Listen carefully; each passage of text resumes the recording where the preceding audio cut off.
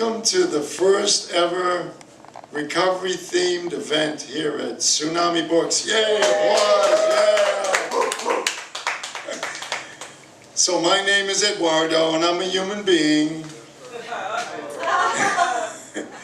And, you know, I'd just like to say that recovery is in my heart, it's in my blood, it's in the air I breathe.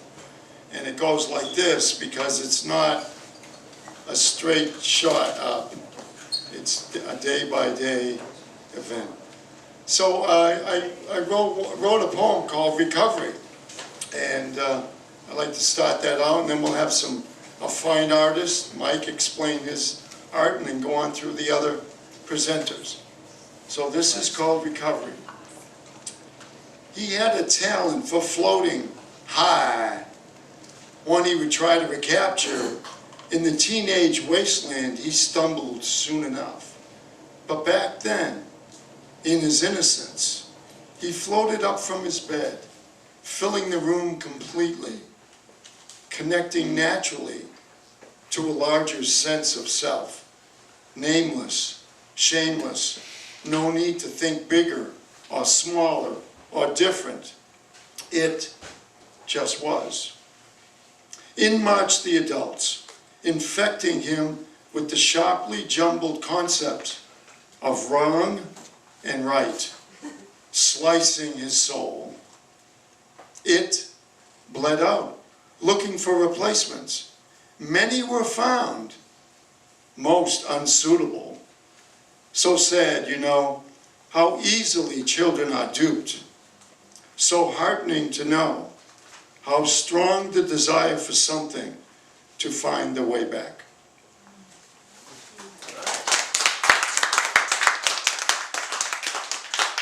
And those somethings that, you know, ended up being suitable, one of those is nature. I connect with nature. I picked this shirt of a mountain. And nature is like animal, mineral, and vegetable, insect. So this next one is about an insect. And you can connect with an insect in a positive way. It's called In the Presence of a Spider. Oh, webmaster, giving old definition to a new term. Your trails of ancient history found in my garden. New pages to turn in this little plot of earth yarn, of short story, of where we are rooted here on circling blue. Out spinning our novella, one choice at a time, whistling through the dark.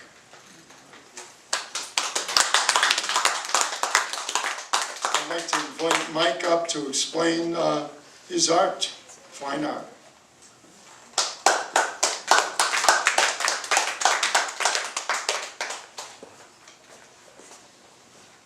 Hello, I'm Mike, and I'm an alcoholic. Hi, Mike. And the artwork that I have hanging up here, I'm 30 years sober, a little over 30 years sober, and the artwork I have hanging up here is artwork I did in graduate school. And like these three over here basically are they're lithographs that I did after I got out of treatment.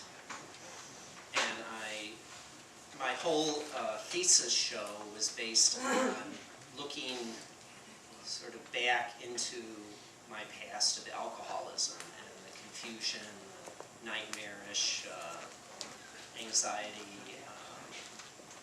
just the scariness of it. I was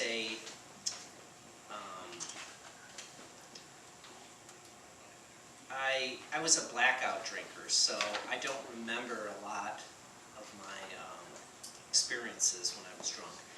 And so I was sort of, you know, was trying to get that angst, just that nightmarish kind of quality into these.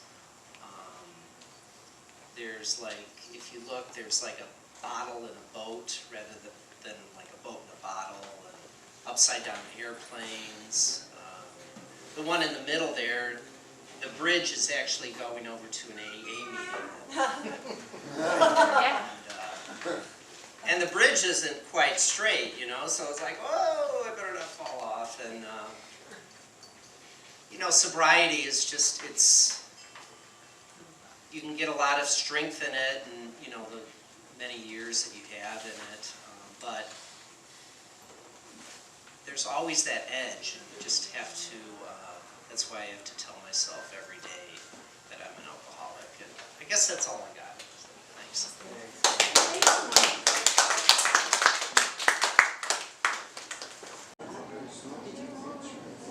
Did I do what? The hang. No. Oh, that was there? The guy at Tsunami, he has this thing that sounds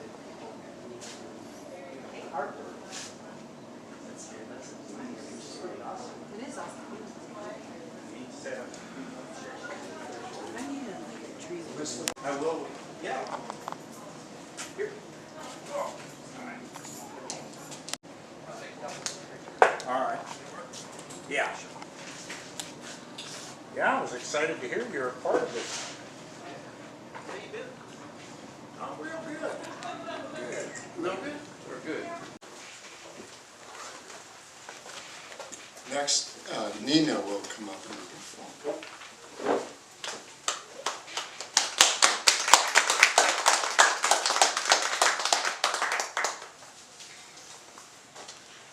Hi, I'm Nina. I'm an alcoholic and alcoholic.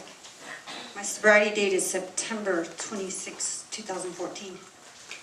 This is a song I wrote about steps 1, 2, and 3. It's called Brand New Day. I'm just acapella, so I guess I'll hold this.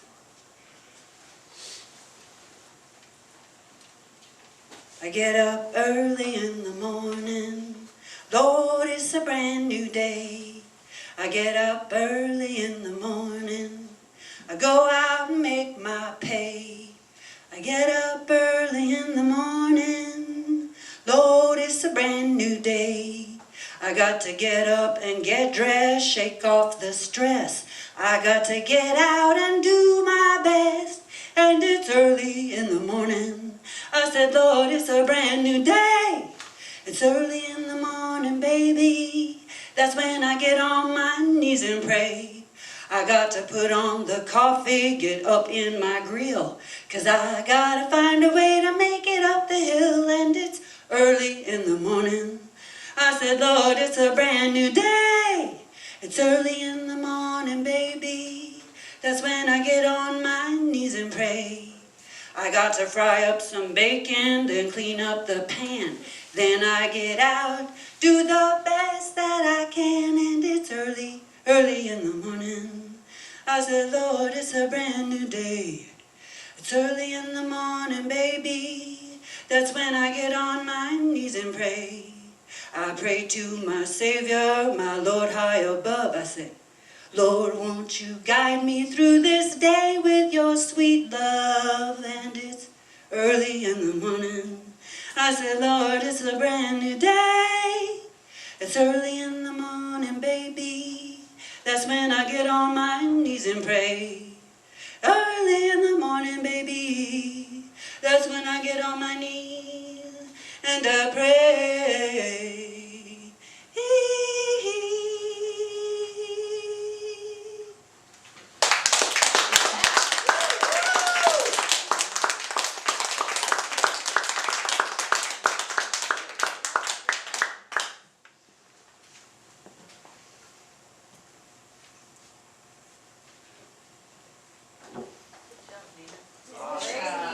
Thank you.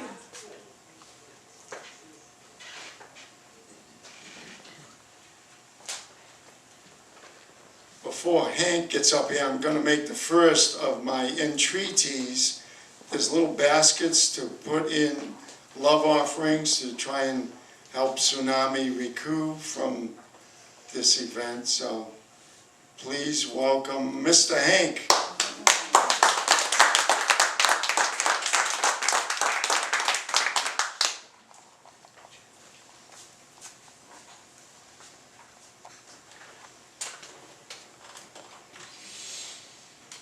Let's see if I can get the logistics of this. Can you hear me all right? Yeah.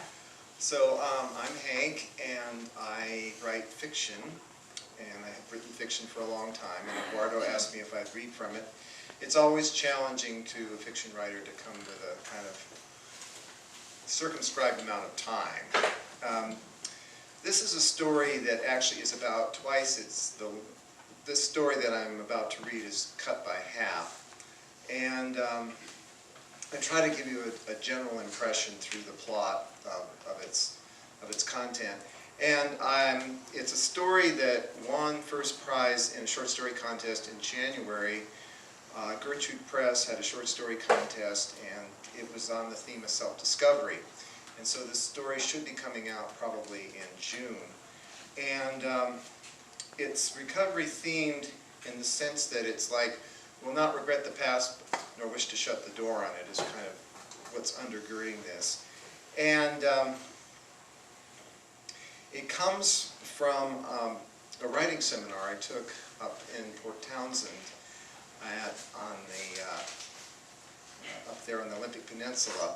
Pam Houston was my teacher, and she gave us a assignment one day to come up with a list that could be made into a short story. And so this was my list. I wrote a list of things I would put out for a yard sale. So that's what the story is. Yard sale. So take out a folding chair and sit in the middle. I should know something about how to sell old stuff because I run the counter down at the Vinyl Record Palace. Like me, this is a neighborhood full of things closing down or just getting started. The big man in the jersey on his porch had a video store which went out of business after years and years of a dedicated following. His Carol Lombard's neon sign is still up, although unlit, within viewing range of here. There's the bearded father and his lovely daughter who played Lear and Cordelia just a few nights ago in their last performance of In the Park Shakespeare. They live catty corner. 3 years ago, in 1992, I thought the book Men Are From Mars, Women Are From Venus would save me, but it's in a cardboard box for 50 cents. The sun shines down as I lounge in my chair, and I think about that song from the 50s, Sittin' in the Sun, Counting My Money, with Frankie Lane being happy with what little he owned. I, for one, haven't much to my name other than this rented rectangle of property with 660 square feet of house. In with Men Are From Mars is a copy of I'm Okay, You're Okay, which I bought in 1975. I thought there might be a time when my wife and I might bring our two planets together. However, we used to become so angry that we were reduced to writing notes back and forth on the same yellow college ruled pad. It's in one of the boxes too, clear to its messages, 8.5 by 11. Now my ex-wife lives down the block and is employed as a depression counselor for a huge insurance company. It makes everyone feel better except me. Me, she walls off with an unlisted phone number and tries to keep our 9-year-old daughter out of my range as much as possible. My visitation rights are once a month, and she strictly holds to the legal stipulations. We are old for our daughter's years. With my landlord selling his house out from under me, I'll have to be sure to find another place here in the neighborhood so I'm still within easy reach of my daughter. A young woman in aquamarine pantsuit comes onto my lawn, takes in my yellow weathered house with the bare board stairs, and quickly and quietly surveys my net bin of toys that has the honeybee tree game. My daughter no longer wants it, says she's too old for it, along with an 80s version of Clue. This visitor really wants to go to the books. She looks somewhat like Hillary Clinton. She holds up a narrow blue volume. I know what it is. It's the Sensible Man's Guide to Drinking, 1985. How I used that advice. This book, she says, holding it up, this book doesn't work very well, does it? No, I answer, no it doesn't. That's one reason why it's for sale. My husband died in a drunk driving accident, she says. He was reading it days before it happened. She seems familiar, very familiar, as if I had gone out dancing with her at one time. My memory is of a Halloween party somewhere, and I was discoing with two very dolled-up drag queens, and this woman was at the far end of the dance floor, someone's clear dining room, looking on. I'm sorry to hear about your husband, I tell her now. She nods as if I should know. Is your name Annette, I asked. Didn't we visit a party once together? She is a full meditative shadow in the sun. She is slender with coppery hair with highlights like those of the Austrian copper rose. Yes, she holds up the book again. You must have been reading this because you were very drunk. I approach her, but she's an artful dodger. I am in a Hawaiian shirt and Bermuda shorts. I'm sweaty but tanned. I'm sober and not formidable anymore, but she's obviously happened here by mistake. She doesn't know that I'm not formidable anymore. I'm about to apologize for the past, but she holds me at bay. You look as if you are having a perfectly good, contemplative time here before I arrived. I leave you to that. I have to get to practice. I'm in the peace choir. I couldn't really say I was in meditation, I answered. Well, at least you looked like you were on the beach or off somewhere. Goodbye, she says. She's down to the street corner. I'm sorry about what happened, I yell after her. Let's try coffee again sometime. Do I mean that? Somewhere in that book bin is a copy of the Bisexual Option, which I also got back in the 80s, along with everything you wanted to know about sex but were afraid to ask. The double vinyl album of Donna Summer's Bad Girls testifies to that odd, violet time when I was experimenting before marriage. I danced within the oval of disco in, of all places, Moscow, Idaho. They had huge white stuffed leather lizards in the waiting area. The oval was like Donna's continuous songs fading into one another. I learned to dance in bars back then by answering a TV offer. Master Disco in 3 days, which came with a book and, for those who called in immediately, a set of glow-in-the-dark footprints to guide your steps. There's still a phosphorescent footprint or two lying torn at the bottom of one of the bins. So I go in the kitchen and get a drink from the tap. Through the window, down the slope, and on another bike in tan 2 is my former lover, Cleveland, who I hope is just passing through and isn't stopping. But of course he is stopping. Cleveland can't resist giving a twist to my tale. In addition to being sun-browned, he's wearing a flapping, open, red, orchid-patterned Hawaiian shirt not altogether different from mine. He's 6'3" in all leanness. He was first retired military, then made a hit on Oahu with his sculpture. He was known to sell a bas relief of a javelin thrower based on the world-class track meet here in Carlton Park for $5,000. He's utterly insane. I used to visit him on the Oregon coast in his trailer, rocking back and forth with him in bed while he resisted safe sex. There was static between us from the beginning, but eventually I got my way, thank God. He never told me what his HIV status was because he refused to be tested, but I feel absolutely sure I would be positive if I had lost out on the very struggle which broke us up. Cleveland very much reminds me of the time I was swimming in an indoor pool without my contacts, and I was slowly aware of this gorgeous hunk in yellow shorts right beside the water, bronze and muscular. I convinced myself he was enamored of my free style, and so I varied my stroke a little just to impress him. When I had taken a couple of laps and had had the nerve to stop and look at the man full on, I saw that he was a dummy. One of those you use to demonstrate artificial respiration on, and in this case he was even without his head, which was entirely appropriate. Hello, Cleveland, I say, coming out of the house with my glass of water. How's your sculpture going? But at this moment, a mother is sending her 6-year-old son over, baseball sunsuit dotted with baseball emblems and one central one, 2 bats crossed, to buy with $1 the honeybee tree game. Cleveland looks over and seems very serious. You asked about my sculpture. It's going very well. In fact, one of the reasons I'm here is I wanted to tell you I've done a stone portrait of you which I want you to take a look at. Nothing doing, I tell him. I'm not looking at a stone portrait of me. Why not? I don't want to get into what you see me as. One wrong step and I'm through the cracks. He's moving about here in his size 13 Converses, Chuck Taylor red low tops, and I can see him taking them off first while sitting on the edge of his bed. He was so remarkable, supple and naked when I took him, but I'm grateful afterwards that we used condoms and they were thick, incredibly thick and strong. But if I'd let my mind take me back that far, then already I'm following him home to have a look at my stone portraiture, and I'm basically signing up with Medusa all over again to return to the thing I'm not. Buddy, I say, holding out my hand, it was good to see you, but I need to look after my sale. Without another word, he is on his bike and away. His gray, somewhat sun-streaked hair looked long for him waving behind him. "I've stopped having birthdays," he said once to me, "but this man must be 55 and still a knockout if he is a day." There is a whiff of burning debris somewhere, and as a one-note prelude to autumn, I'm aware the sun is lowering. I think of some of the collectibles fairs I've been to and how impossibly sad it is to see people's personal and ancestral photographs on the vending tables as strangers. Sometimes I bought them just so I could take them home and give them a decent burial in my fireplace. A little wind wipes out the atmosphere of sitting in the sun. I cut the prices to $1/4 per item, except for the sundial and the St. Francis, and start piling up a stack of for free.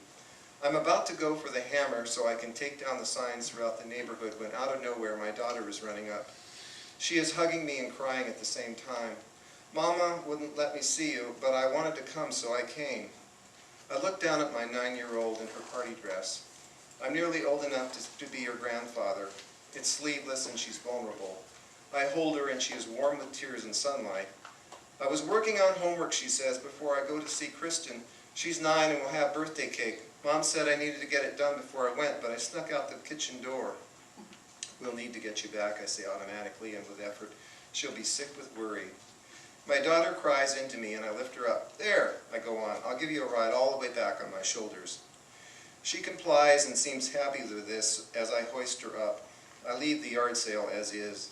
As we walk down the street, I notice the changing of the lights in the aspens and the sunburst locusts. She is talking enthusiastically about the party to come, but I can tell when she lifts her hands from my neck that she is still crying. Thank you.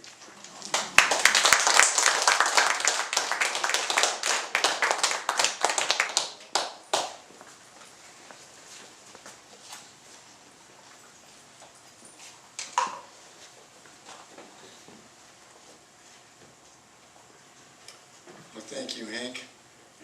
Remind people that there's some refreshments over there that you can take for little snackies. And our next performer is C. Stephen Blue. Welcome.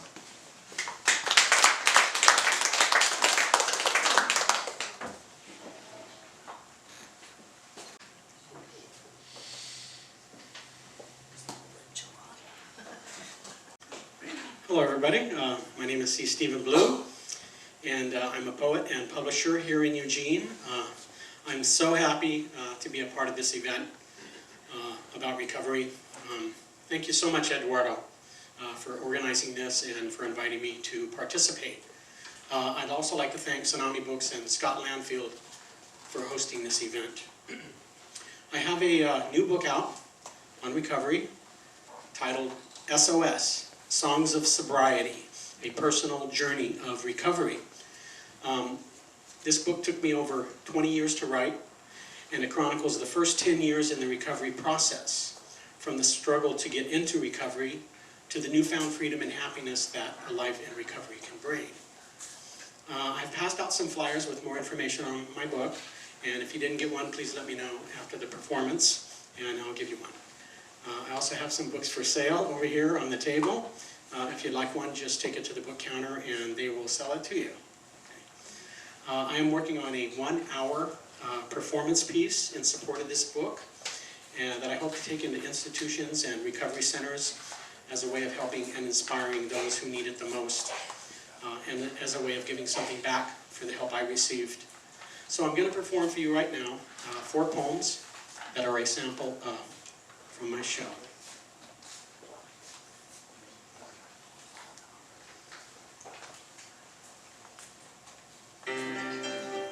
Picture a hopeless drug addict, isolated in his loneliness, sitting in a chair, staring out his window, dreaming about a world he cannot participate in, wishing he could find a way out, crying in his lonely desperation. This is called Chair Dreams.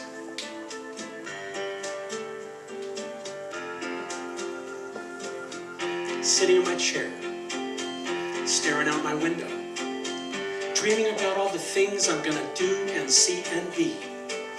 You're gonna love me, and it's gonna be the best love ever.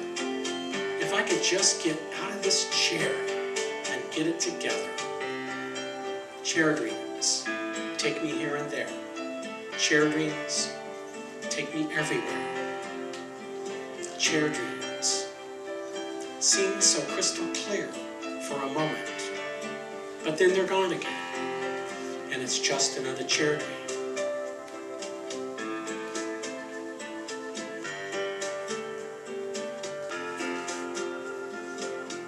I know I was gonna have a hit song and a house in the country, sit in a rocker on my front porch with endless inspiration.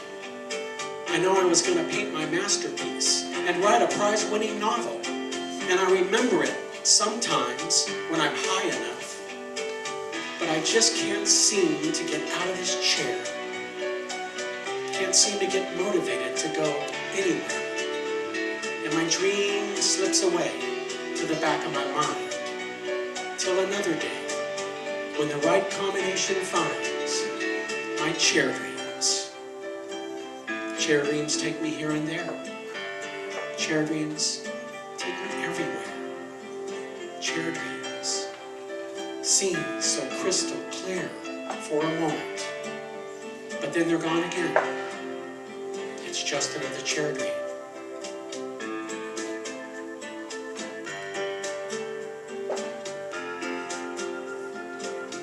Sitting in my chair, staring out my window, dreaming about all the things I'm gonna be.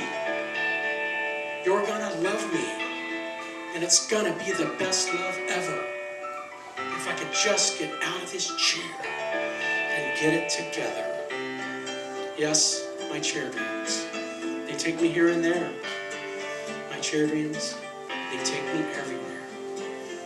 Chair dreams. They seem so crystal clear for a moment, but then they're gone again. It's just another chair dream. Yes, chair dreams take me here and there. Chair dreams take me everywhere. Chair dreams take me out of here. Chair dreams seem so crystal clear for a moment. But then, I'm gone again, and it's just another chair dream.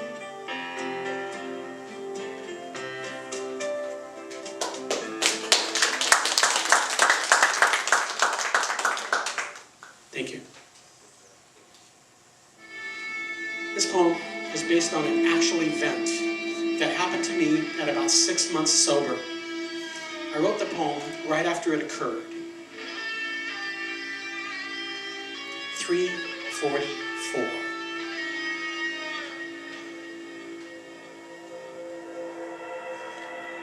It's 3:44, and the dealer's knocking at my door.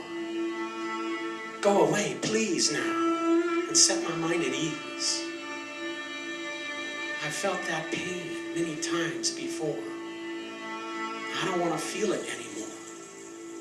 So go away, please, dealer. Leave me alone. Lord, help me. Don't let me answer. I'm so vulnerable right now. I want to shut out the pain inside, and the dealer knows just how.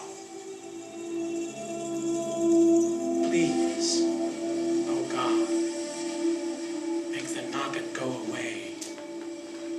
I like the way I feel life now. It's getting better day by day. I feel so alone right now. Stay by my side. That old pain came back today. I broke down and cried. Tears welled up in me. Resentments were felt. But it's still not as bad as when the dealer dealt. So help me walk through this pain once more, so I won't have to wake up with my face on the floor. It's 3:44, and the dealer's knocking at my door. Go away, please, now, and set my mind at ease. I don't want to score. I don't want to be sore. I don't want you no more, for sure. And it's 3:44.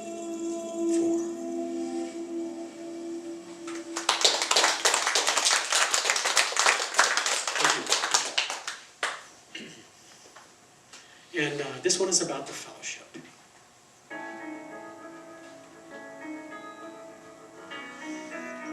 Modern miracles.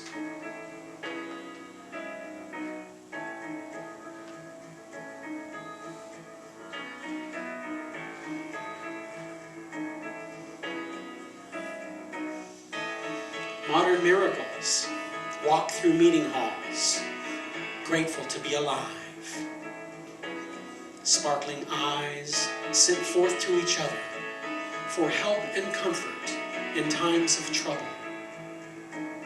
Modern miracles brought together by a common problem, bonded by a common belief. Modern miracles bringing hope through faith and spirit.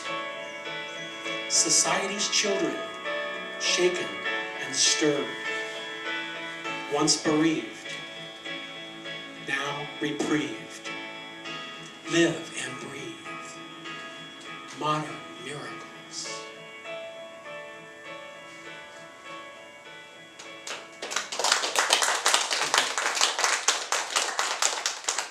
And for my last one.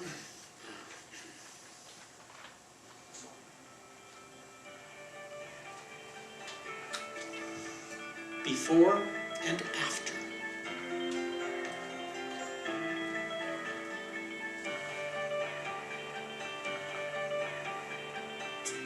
Before, it was a struggle. After, it is the cure.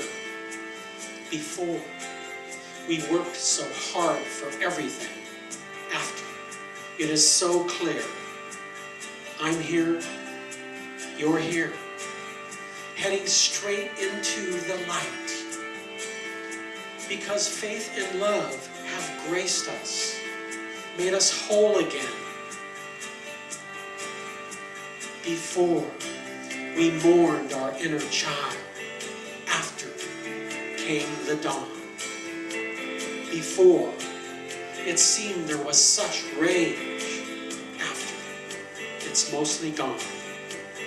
We carry on in our love. Our dreams dusted off in front of us. We stand up, walk arm in arm into the sun.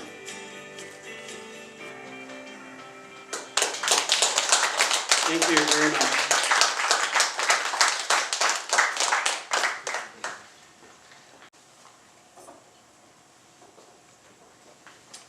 Thank you very much, Stephen. Like that. Okay, the first annual event continues. Before Martha comes up for the next performer, I'll just put in a little dark thought, which is the name of this. At the precise moment, a dark thought tickled his mind.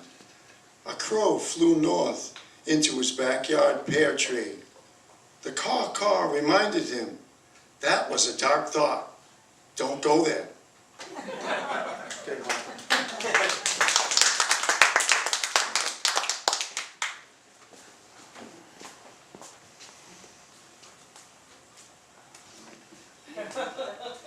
I'm one of these vertically challenged people here. Yeah, Lori. I'm Martha S. I'm an alcoholic, and I don't often write poetry, and I generally write poetry when my mental state is not good.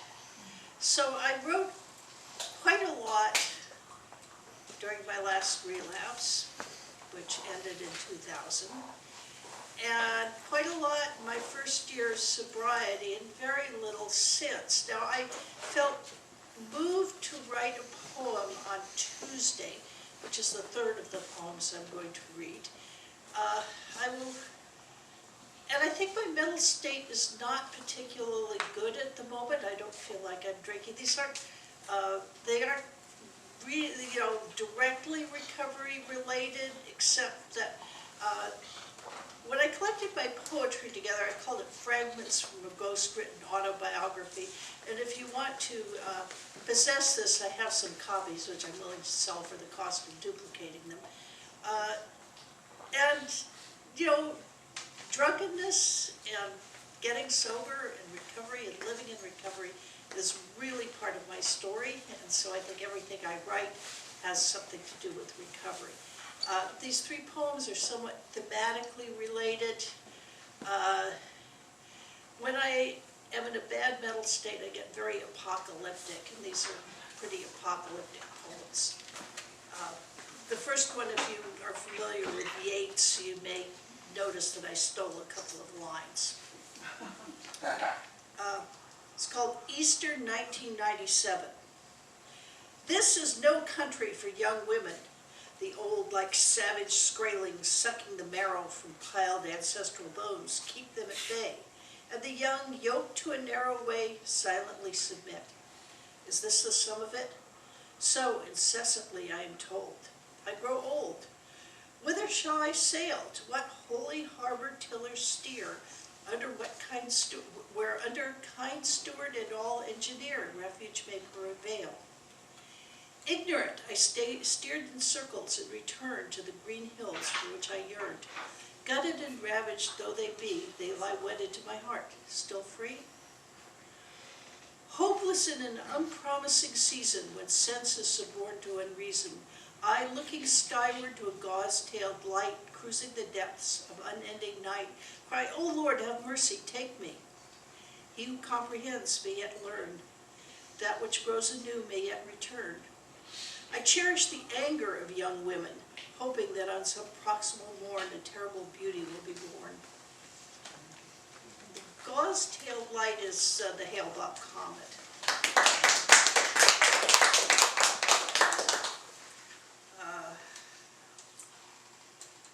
So the second one is called Palm Sunday 2005. March sauntered in deceptively, clad in vernal garb, wearing puffs of cloud like lambs in field of azure. And though my artist eye read that blue as winter indigo, still I was half deceived. Buds burst, rosy explosion of plums, crocus, daffodils, students lolling on green lawns, all the trappings of an early spring. We cried, it is here, and added nervously, we need more rain. Palm Sunday, wind and rain returned, cold, brutal, as if fall spring had never shown her face. I went to meet my God incarnate on a road wind-strewn with winter branches. It is not here, nor spring, nor our salvation, in the last act of winter, of my life well past its peak of histories, of my life well past its peak, of histories and sanguine cycles, may well prove hardest.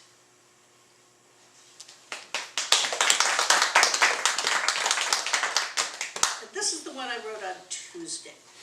And it was in response to that brilliant red sunrise that we had over that weekend, which was caused by a volcanic eruption in Japan. And it got me thinking about, omens and portents and volcanic eruptions. So that's the theme of this. Ravenna, Crimson Sunrise. The builders of Ravenna, gazing skyward, setting the last tesserae in mosaics of surpassing brilliance, saw a moon turn to blood, sun veiled and darkened, sensed chill enveloping the earth.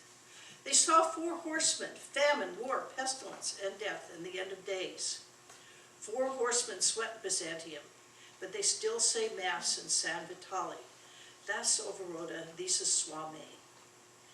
The exiled poet, gazing skyward by age-hoary Byzantine basilicae, saw a moon turn to blood, sun veiled and darkened, sensed chill enveloping the earth, and in a vision saw the orbs transformed by wrath at human sin, and gave St. Peter voice to prophesy.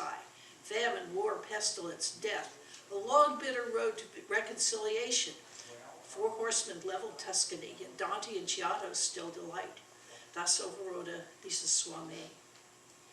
We are so learned now. Toba, Iwa, Mazama, sulfur, volume of tephra, stratospheric circulation, and nonetheless the ineffable mind of God.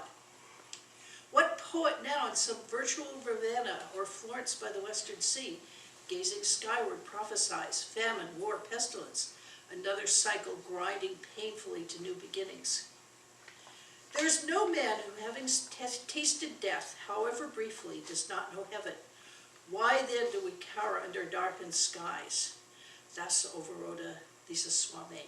And the tagline is that, it's Old English, it's from an Old English poem, Deor, and it translates, that passed, so also shall this.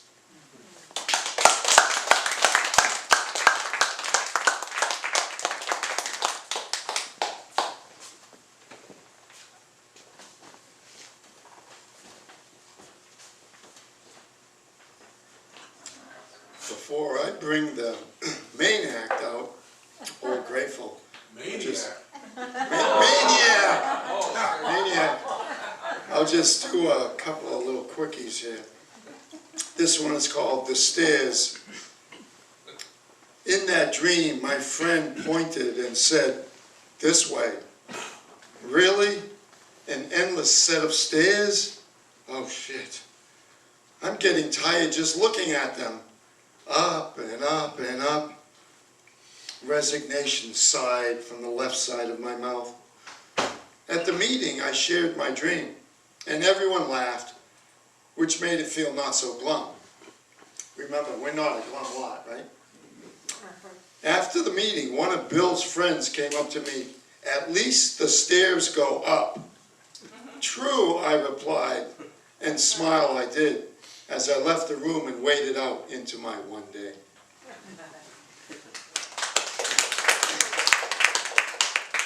I don't usually do end rhyme, but this one kind of happened up at that park, Rhododendron Park, Hendricks Park. It's called Anonymous. There will be no bench that bears his name, no pens to story the hereafter.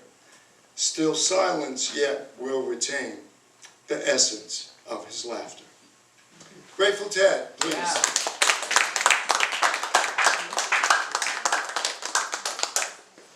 I saw you guys doing poetry, and I got a poem. I'm not sure. I need an adjustment here. Well, that's okay. I sing and talk real loud. Oh, good. That's what all my exes told me. My name's Ted. I'm a grateful alcoholic. I'm from Dallas, Oregon. Sobriety date is April 27th, 1992, which means I just turned 23 on Monday. Woo! And I bought myself a cupcake cake at Safeway in Dallas. And the gal said, I said, "Can you write on this for me?" She said, "Yeah." And so I said, she said, "What do you want on it?" I said, "Put this on there. 23 years without a drink?" And a question mark. It's some kind of... I never know what I'm gonna do. I just ask my higher power to make it good enough, and when it's over, shut the hell up. I tend to talk too much, and but you guys, some of the stuff you said, and we're talking about, struck a little chord, and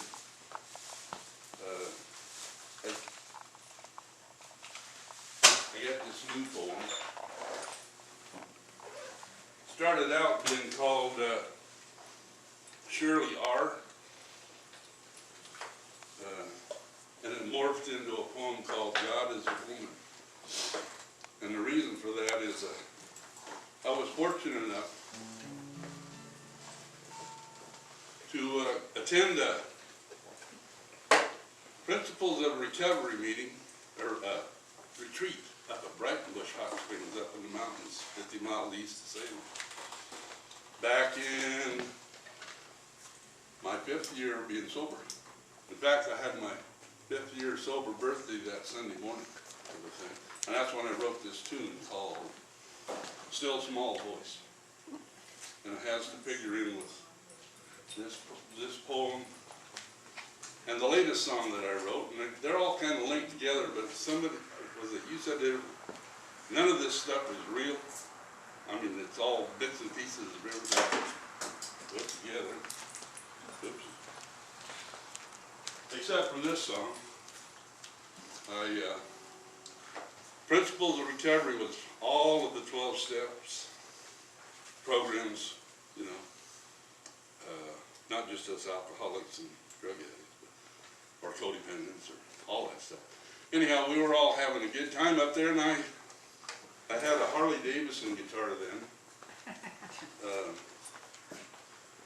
It was a Prelude. It said Prelude on it when I got it. I said, Prelude, isn't that a Honda?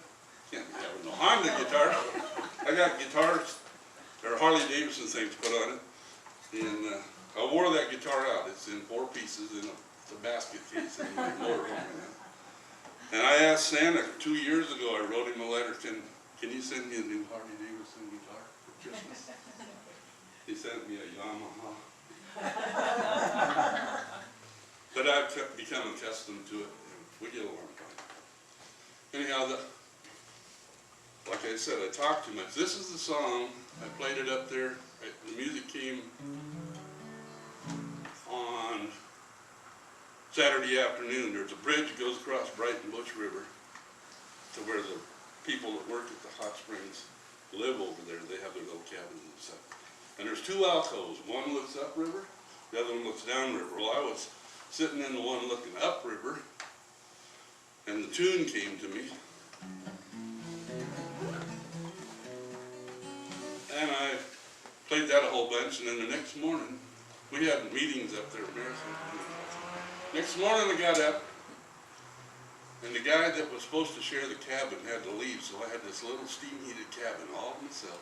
Got up, lit a candle, and the words to this song popped out in like 8 minutes. It was like taking down dictation.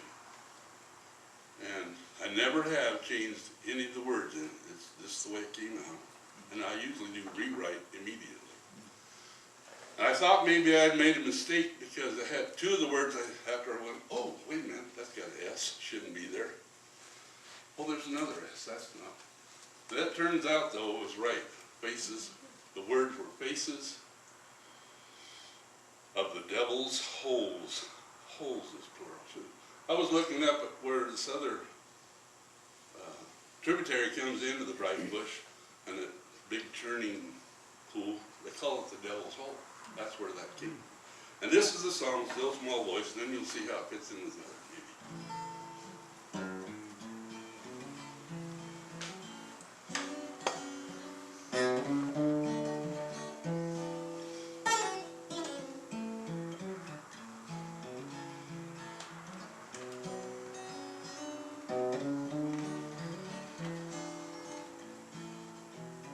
There are many who talk of hallowed ground, sacred waters, dream of the notions of a world that knows no wills.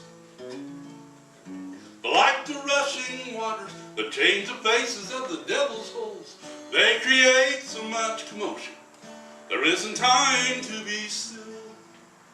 But there's a still small voice, and it's speaking to you. Hear its call. Hear its call. It's the Spirit gently calling. Oh, now do you hear its call? Hear its call.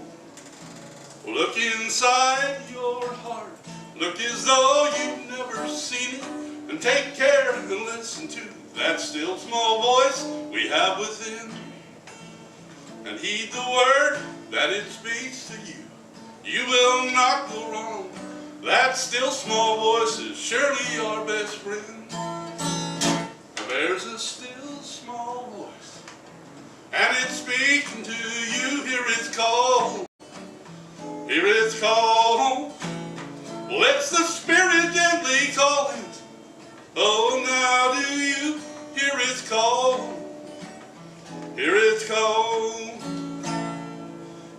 is cold.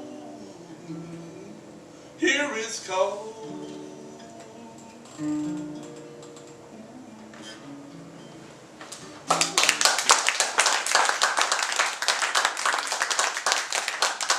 That second verse said, that still small voice is surely our best friend.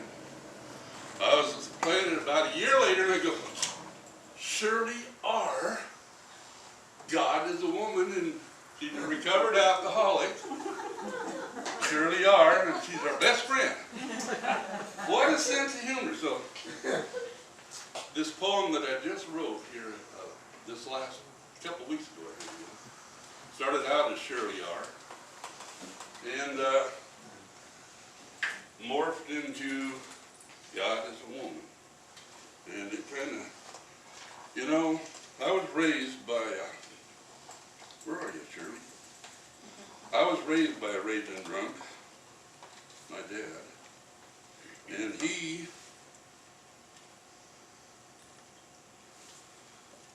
took us to church all the time too. He had this Catholic upbringing back in, where are you, Shirley? Iowa. He was like 50 when I was born, and he had 6 grades of German Catholic school, and a lot of hang-ups from all of that stuff. And he'd been drinking since he was 10 years old. And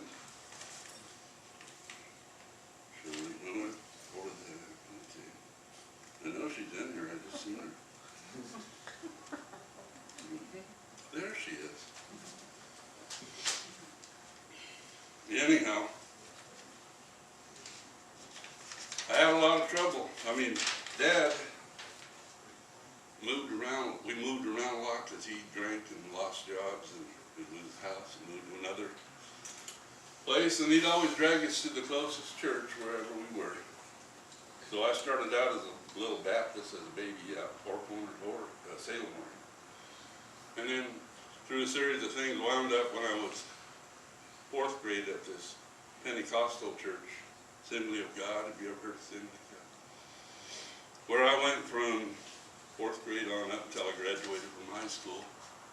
And then I was going to get packed off to the Vietnam War, so I quit going to church. Anyhow, long story, you have to come and hear me talk sometime when I got lots of time, but I like to talk. But anyhow,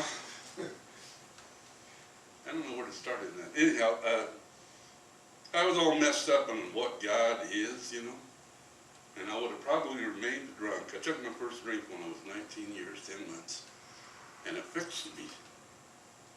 Alcohol became my higher power until it quit working, you know, eventually. But I had all this stuff, and I wrote this down to kind of explain why Surely Are is my higher power, and that's what it is. Surely Are. My God is a woman, I call her Surely Are. I thank her every day for my bicycles and my car. And that I'm as sober at I are because she does her job so very well. And I'm grateful that she got me out of hell. My God is a woman, I call her Surely Are. I was taught that she was a he and lived far off behind some bright star. But she's got a sense of humor about that and don't take life too seriously. And I love her for that, and now I love being me. My God is a woman, I call her Surely Are. She speaks with a still small voice to me for 22 years so far. Now that's 23. And I remember that morning on the Brighton Bush so many years ago when she revealed herself to me in verse so that I and others would know that God is a woman.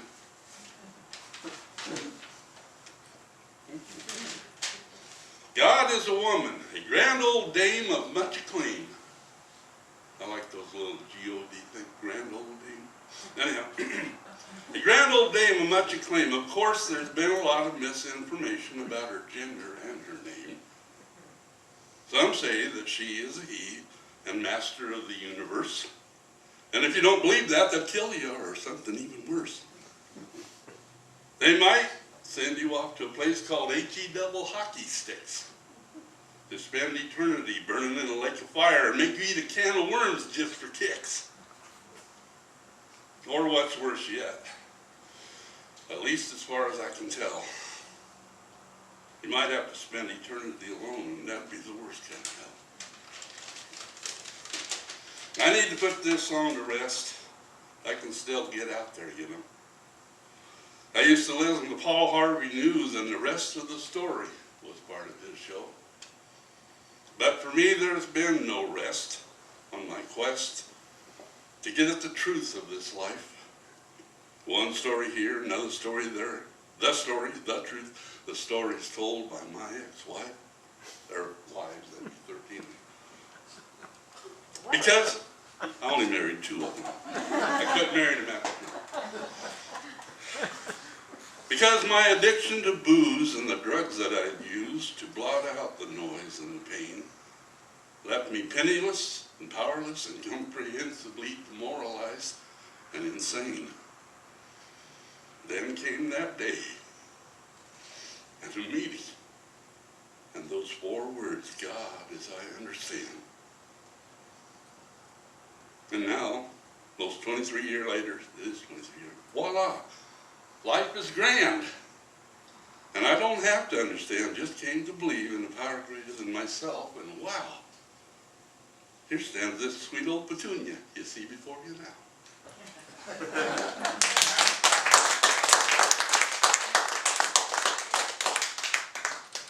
I kind of felt in the back, hey, whoa, I can hear myself.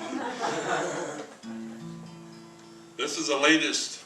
See, that's Hank Williams said, if it doesn't have music, it's just a poem. That's just a poem, yeah, it doesn't have any music.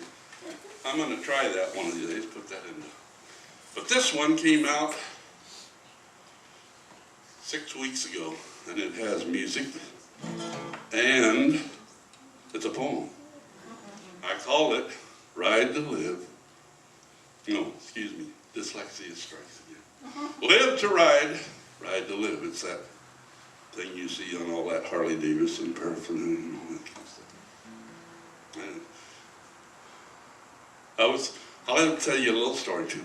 I was in Nashville, Tennessee about 8 years ago. Went back there to hang out with songwriters to kind of see where I fit in, what level. And I asked them, what's the secret to writing a hit song?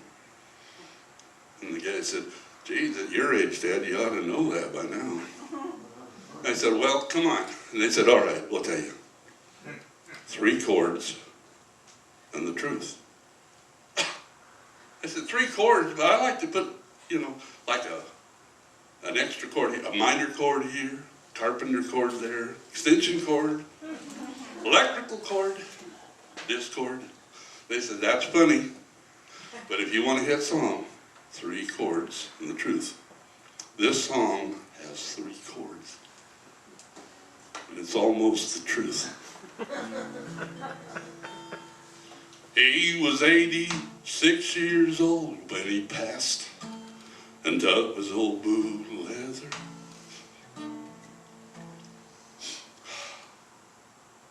I never knew him when he didn't have it together. They say he was crazy as they come, though, when he came home from the war. He cowboyed all through his life, had a hitch in his get-along. Boy, howdy, did he know horses, and he always had a song. And when he knew the end was coming, he said, son, the only advice I have to give is live to ride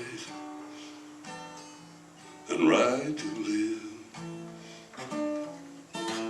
He said, don't ever let old pain stand inside the barn door. Point his nose to the mountains and ride, that's what God made ponies for. Be good to your neighbors, you always have something to give. And live to ride, and ride to live.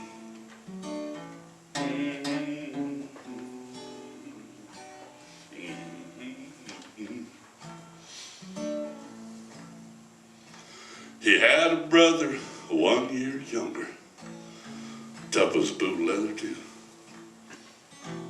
An 18-year-old tail gunner on a flying fortress that flew into the big one. Another war to end all war. He bought him a Harley when he got back, bobbed it up and painted it all black, and he rode her till the tires fell off. Then he got some more. And he said that's what God made two-wheelers for. He said, don't ever let her sit around like some hanger queen. She'll save your soul if you let her roll, if you know what I mean. So he gave me that scooter. Said my story is the best I have to give. Now live to ride and ride to live.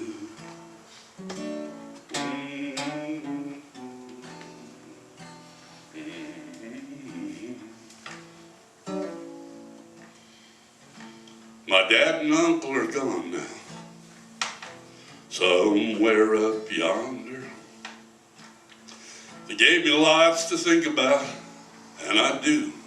I sit and ponder. I think about an end to war the whole world over, and a time to parley. I know peace is an inside thing. The war is inside me, but I surrender to the winning side, and I ask God to guide me, and I listen to that still small voice inside. Every time I ride, and my hang glider, that old paint horse, and that Harley. And I'm gonna live to ride and ride to live till the day I die. On Route 66, or up in the sticks, or with the eagles when I fly. That'd be the Bird, not the rock group. Gonna be good to my neighbors and share all I have to give. I'm gonna live to ride and ride to live. Gonna live to ride and ride to live.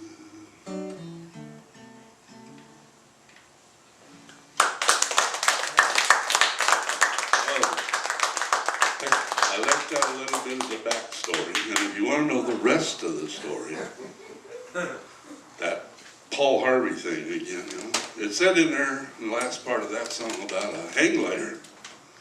Where did that come from? I'll tell you.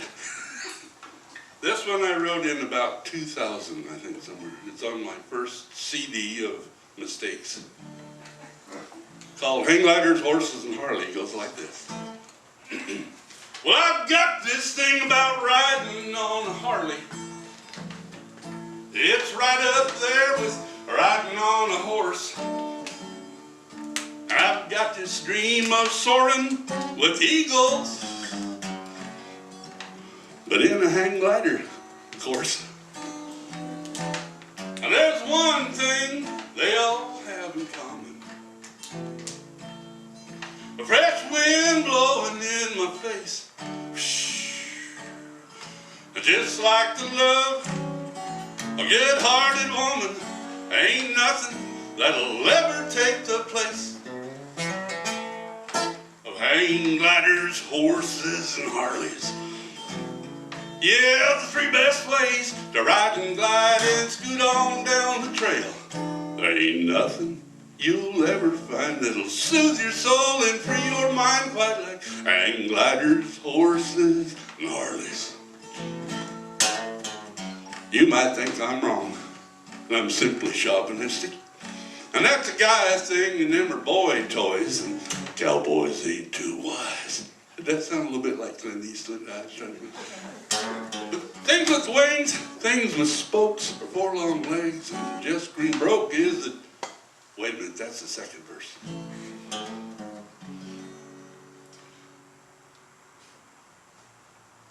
I didn't think I was going to get nervous tonight, but all of a sudden I got nervous there and I got the words. Can you believe that? That Clint Eastwood thing messed me up that way. Yeah, you don't want him on stage.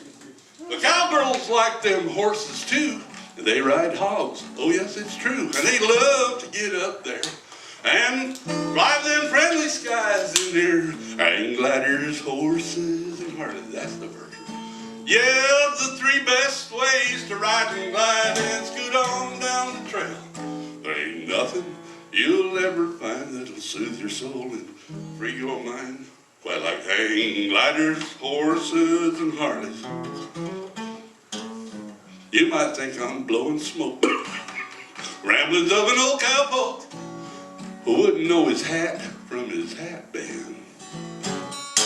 But things with wings and things with spokes, or four long legs and just green broke is the dearest thing to my heart and the quickest way to heaven. And there's one thing they all have in common. What's that? He said a fresh wind blowing in my face, just like the love a red-headed woman. Ain't nothing that'll ever take the place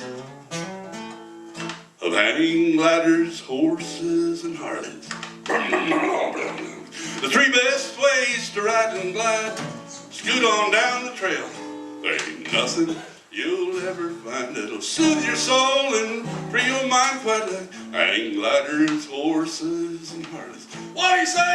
He said hang gliders, horses, and Harleys. And that's the truth today, as far as I know. When I first sobered up 23 years ago, didn't even listen to the radio. For that first year, I associated music with booze and drugs, because I played electric bass in bar bands for a long time. Developed a real severe case of what we got. And this wonderful guy in my home group, Sterling Goin, he brought a little Gibson to the AA picnic that we have every year, potluck thing. And I was attracted to the guitar, so I said, "Your guitar?" "Huh, yeah." "What kind of music do you play?" And he said, "Recovery music." And I said, "Well, what's that?" "Songs about recovery." Went right over my head. But he gently brought me back into music and then got me writing again. And he helped me write the first song that I ever did in recovery, and then he had a couple albums, Chemically Free, and he wrote songs. He takes stuff right out of the big book, and I call it hardcore recovery. And then I started writing stuff, and all of a sudden it was like pushing everything back, and I saw that I was just a little bit of a glum lot, and I'd lost my sense of humor and all that stuff, and I prayed about it, and then who I call Shirley R now helped me get it back. Because, yeah, if we didn't have fun in recovery, nobody'd want what the hell we got. There's enough glum people out there watching the 5 o'clock news every night. So, I write about all kinds of things. This is about suicide. And I think, do I have time to do this one more? Yeah, One more? absolutely. I'm just enjoying the show. We had a buddy, Ed and Dan, Lieutenant Dan, we called him. He was actually Corporal Dan. One of my high school buddies that lost a leg over in Vietnam, he brought some demons home. And I'd known him since the 9th grade, and we had PE 2 years in a row, sophomore and junior year in high school. And then when the war came, we lost track until about 22, and I saw him drinking in the old Can Tavern out of South Salem. And we talked about all of that stuff. And we both talked about suicide a lot. I even acted on it when I was 10 years old, you know, the stress from being around my dad. Somebody told us at school if you drank a Coca-Cola and ate 10 aspirins, it would kill you. And I was serious. I drank a whole bottle of Coca-Cola and ate 10 aspirins. The only thing that happened is I didn't have a headache for a long time. I found other ways, though, to run. And this thing, I wrote this song, and I wrote it for Dan and me. And when I sang it, he said, "What's that called?" And I said, "The suicide song." He said, "I don't believe I'd call it that." I said, "Well, what do you call it then?" He said, "Call it Always One More." And I was fortunate to sing this from Merle Haggard last year, and he liked it. He put $2 with that, and you can still get a cup of coffee for being original. Sometimes it seems that life is almost too much to bear, and I dream of living in a world without a care. But if I'd let that take hold of me, I'd pull the covers over my head, and I gotta get up and get out, 'cause somewhere I read that there's always one more river to run, one more mountain to climb, and one more friend to make if you take the time. One more song to make up, one more story to tell, and one road leading to heaven and 100 to hell. Whenever those blues come over me, and there's a dark cloud hanging around, I try to remember this ain't the first time I've been down. And tomorrow the sun is gonna come up, and I can get a little more gas and drive these blues away, 'cause this too shall pass. And there's always one more river to run, one more mountain to climb, and one more friend to make if you take the time. Yeah, one more song to make up, and one more story to tell, and one road leading to heaven and 100 to hell.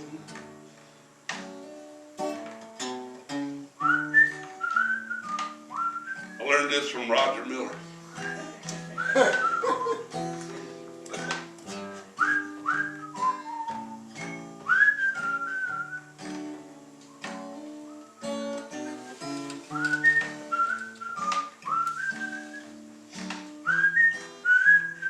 I'm taking tap dance lessons.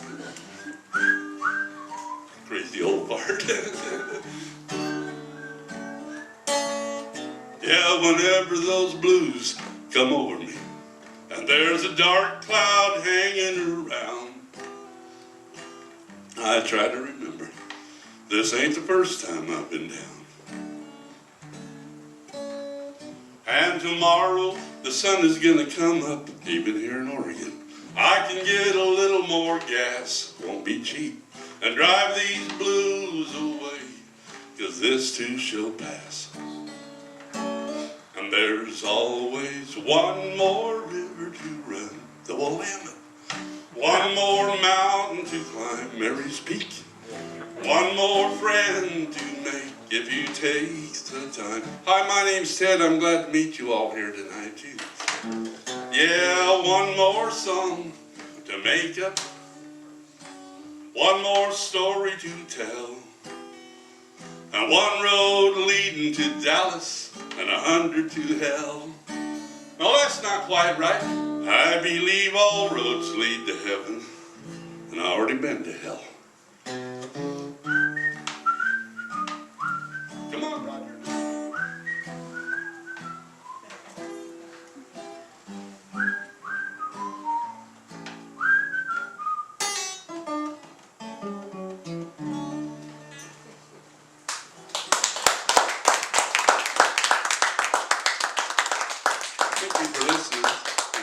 thank my mom and dad for having me so I could come here and have so much fun tonight. And thank you guys for sharing all your art too.